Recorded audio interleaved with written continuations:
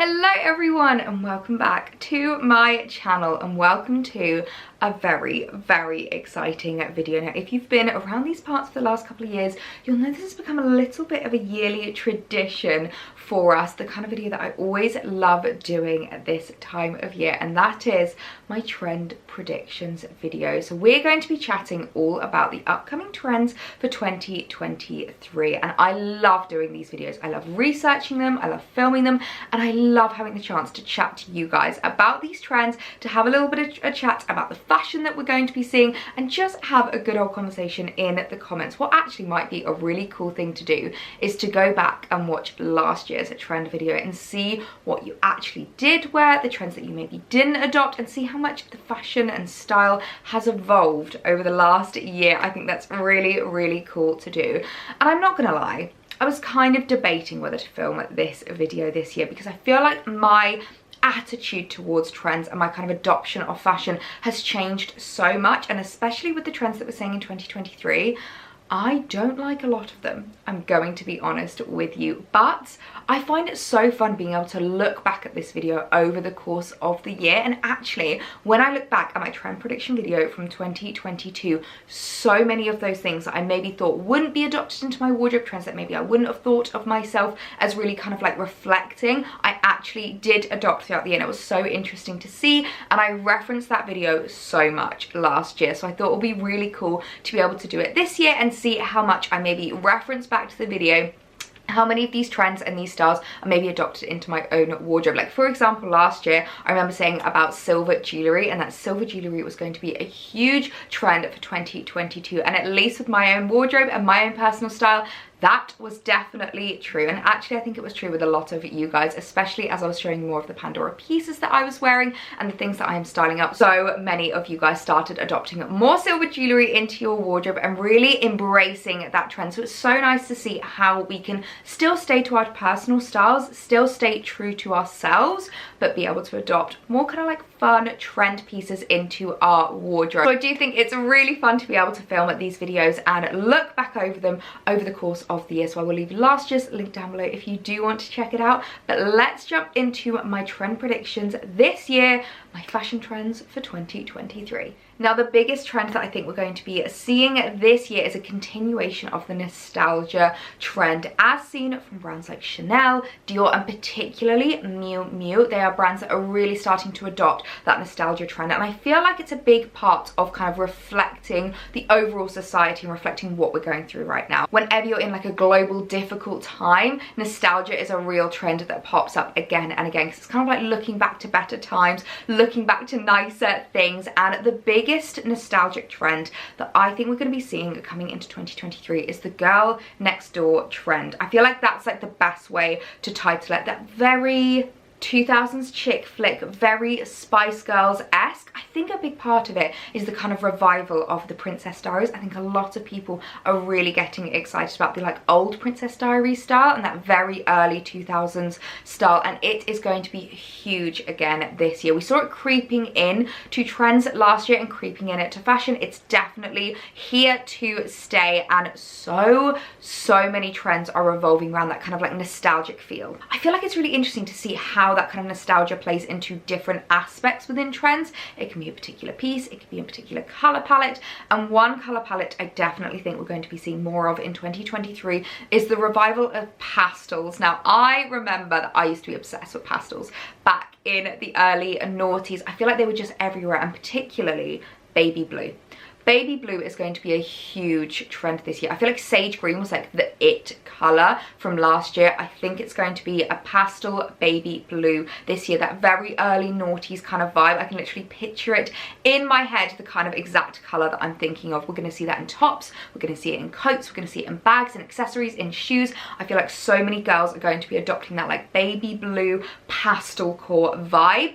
Definitely can expand over to other pastels like lemon yellows, light greens, baby pinks, but I think blue is going to be the one that is the main focus, the one that everyone's going to be obsessed with this year. Now, as I said, not all of these trends are ones that we all are going to like and that we're all going to agree on, and I feel like this next trend is a huge divider. and that is low-rise jeans. And do you know what? I think it's actually a generational divider, because anyone who was around when low-rise jeans were back in style all the way back in the early noughties are completely against them. Everyone that I chat to who's my age or older, we are like, no, I'm never wearing low-rise jeans again. They're not for me. They're not flattering. They are not a vibe. Anyone who's kind of like under the age of maybe like mid-20s seem to be loving them. So I feel like it's a real Gen Z versus millennial generational split with this. I am definitely with the millennials. I am not wearing low-rise jeans. They are not flattering on my body shape. I feel like curvy girls and low-rise jeans were just never meant to go hand in hand, but the Gen Z girls are rocking them. So it definitely is one to note. Maybe if you're not even wanting that full-on low-rise, but maybe steering away from the high-rise, if maybe it's not a flattering style for you, you can really start to adopt that kind of like lower-rise trend with your jeans, your joggers, your trousers. It's a really interesting one. Let me know your thoughts. Are you team millennial, not going near them, or are you team Gen Z, you think they're really cool? Another one that I kind of can't believe is coming back in style, and I feel like you know you're getting old when the things you used to wear in secondary school have come back in fashion, and that is cargo trousers, or basically anything that has an obscene amount of pockets. I've seen it in jackets, I've seen it in shirts, I've seen it in trousers. Miu Miu is a huge brand that is really pushing this cargo style. They're kind of adopting that early noughties trend with like mixing a lot of different trends together. So they're doing like mini skirts with cargo pockets and like really big oversized trucker jackets with like low-rise jeans. It's quite cool, and if that's your vibe, definitely go for it. Not really one for me. I feel like that cargo trend is just a little bit too androgynous for me, and I'm definitely much preferring more kind of like feminine silhouettes, a little bit more timeless pieces. And I would definitely say that the cargo trousers are not timeless at all. They're the kind of thing where in 2 years time we're going to look back and laugh at the fact that we were talking about them being on trend, but for now they're everywhere and so many people can't get enough of them. And the last thing that I wanted to talk about within that kind of like nostalgic trend is probably the only part of that trend that I am actually loving and definitely going to be adopting in my own wardrobe, and that is ballet pumps. I have been loving wearing ballet pumps over the course of 2022. I started adding a few into my wardrobe in like late spring, but I feel like it almost got a little bit too late for it, because I feel like you have quite a short window to wear them, and by the time that I'd added a few into my wardrobe and started kind of getting the hang of styling them, I was wanting to wear my slides and sandals for summer. But this year I'm definitely going to be adding them more into my wardrobe, and I'm really excited to style them because I feel like they go with a lot of different things.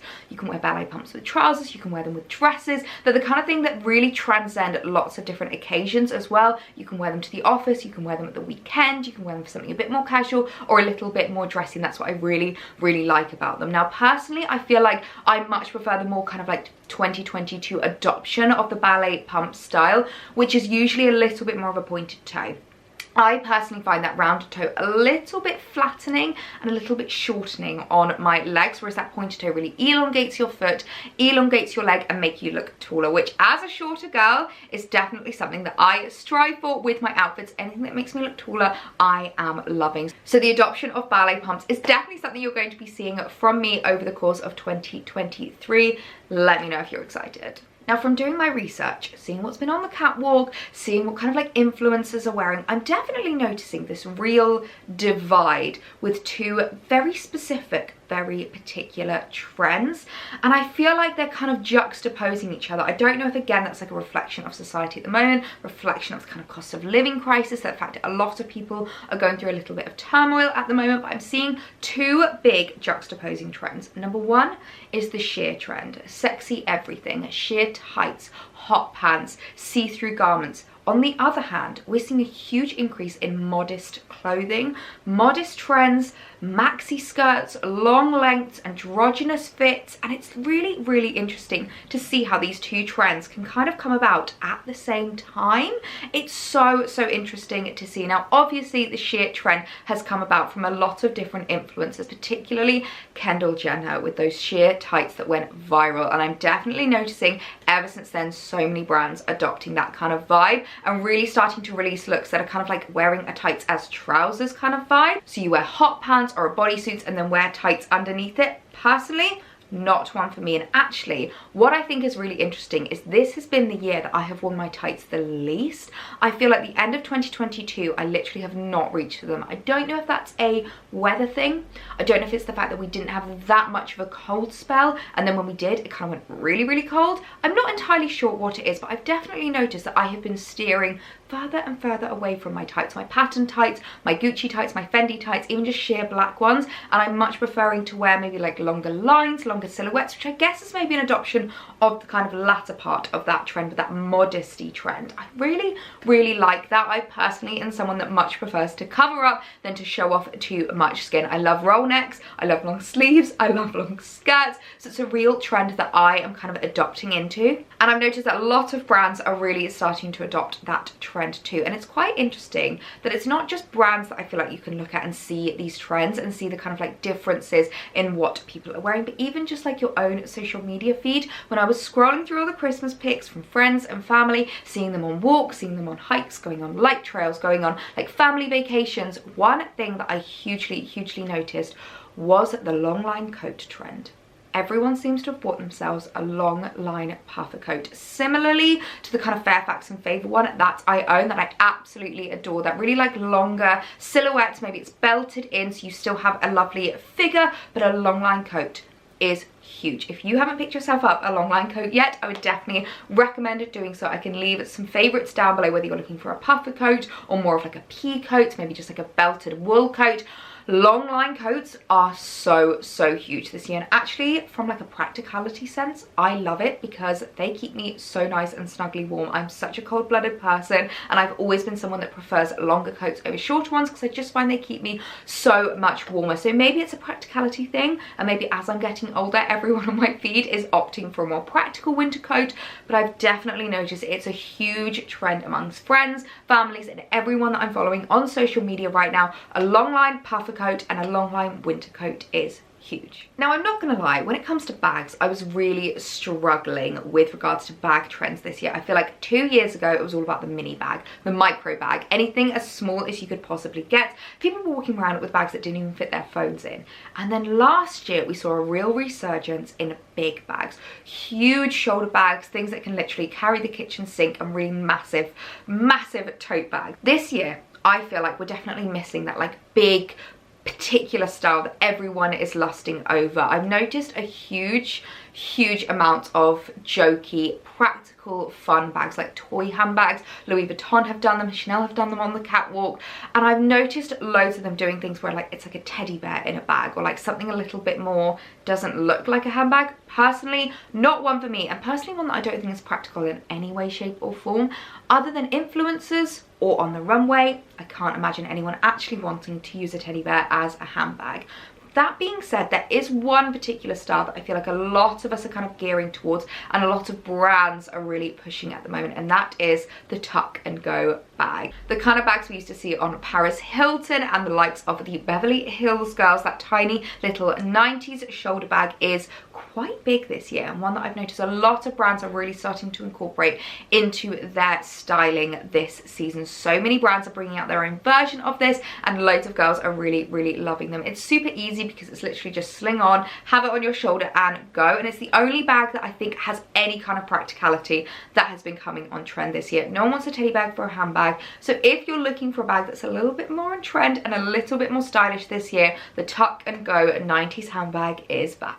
Now, one trend that I've definitely noticed a huge amount this year, and I do feel like maybe it's as I'm getting older, I'm starting to notice the kind of like generational divides with regards to these trends, because I would say this is much more of a trend that is kind of targeted to an older generation and an older demographic, and that is ethereal elements. I'm really noticing a resurgence, and again, it's a little bit 90s, but really floaty fabrics, just a lot of fabric. I've seen so many catwalks that have literally just been obsessed with that really ethereal vibe, almost like pixie chic, with like lots of floaty looks, floaty fabrics, and just loads of layers. It's a huge trend that I've noticed on a lot of catwalks at the moment, and I am really excited about it actually. I think it's going to be a trend that I really adopt into my wardrobe in kind of like spring, summer, when I want those lighter lighter fabrics. I don't want anything kind of like touching my skin, and I am actually quite enjoying a bit more of an androgynous vibe with regards to looks. It doesn't always have to be figure hugging, doesn't always have to create the most perfect silhouettes, and one way that I've even